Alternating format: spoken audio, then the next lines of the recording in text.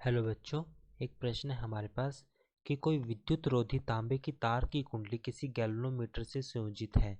क्या होगा यदि कोई छड़ चुंबक, पहले कहा गया है कि कुंडली में धकेला जाता है, कुंडली के भीतर से बाहर खींचा जाता है, कुंडली के भीतर स्थिर रखा जाता है। तो सबसे पहले हम बात करते हैं प्रश्न में प्रयोग होने वाली मुख्य अवधारणा।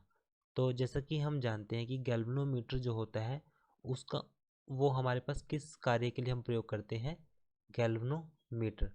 तो हम जानते हैं कि जो गैल्वेनोमीटर होगा हमारे पास उसको हम एक एमीटर व वोल्ट मीटर दोनों की भांति प्रयोग कर सकते हैं। एमीटर व वोल्ट मीटर दोनों की भांति प्रयोग कर सकते हैं। एमीटर हमारे पास किस लिए प्रयोग करते हैं, जिसको हम प्रयोग धारा मापने हेतु करते हैं, और वोल्ट मीटर हम वोल्टता मापने हेतु वोल्ट मीटर का प्रयोग करते हैं। तो अब प्रश्न में कहा गया है कि कोई विद्युत रोधी तांबे की तार की कुंडली किसी गैल्वेनोमीटर से संयोजित है। क्या होगा यदि कोई छड़ चुंबक, पहले कहा गया है कि कुंडली में धकेला जाता है।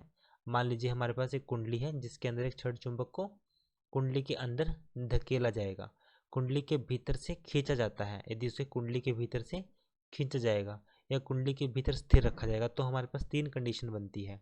पहली स्थिति हमारे पास हो जाएगी, प्रश्न के अनुसार पहली स्थिति हमारे पास हो जाएगी, हम देखते हैं कि पहली स्थिति जब कहा गया है कि कुंडली में धकेला जाता है। यदि छड़ चुंबक को कुंडली में धकेला जाता है तो वह गैल्वेनोमीटर की सुई में क्षणिक विक्षेपण होगा।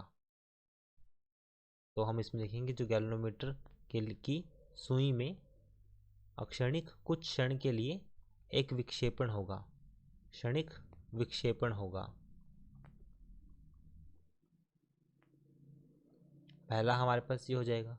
दूसरी स्थिति में जब उस छड़ चुंबक को कुंडली से बाहर खींचा जाता है, मान लीजिए अब हम इसको कुंडली से बाहर खींचेंगे तो गैल्वेनोमीटर में क्षणिक विक्षेपण होगा, पर पहले वाले की विपरीत दिशा में। अब भी हमारे पास एक क्षणिक विक्षेपण होगा, क्षणिक विक्षेपण होगा पहले से विपरीत, पहले से विपरीत ये हो जाएगा। तीसरा हमारे पास है कि यदि कुंडली के भीतर रखा जाए, मान लीजिए हमारे पास यहाँ पर हमने क्या किया, कुंडली के भीतर एक स्थिर रखा है। यदि चुंबक को कुंडली के भीतर स्थिर रखा जाता है तो कुंडली में कोई विद्युत धारा उत्पन्न नहीं होगी। तो यहाँ पे हम कहेंगे कुंडली में कोई विद्युत धारा उत्पन्न नहीं होगी।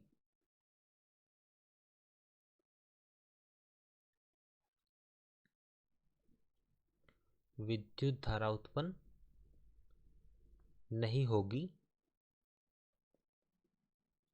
और गैल्वेनोमीटर में कोई विक्षेपण नहीं होगा, और गैल्वेनोमीटर में कोई विक्षेपण नहीं होगा।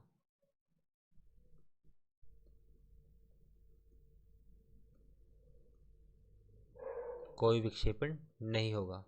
तो ये हमारे पास प्रश्न का हल है। आशा करता हूँ कि प्रश्न का हल आपको समझ में आया होगा। धन्यवाद।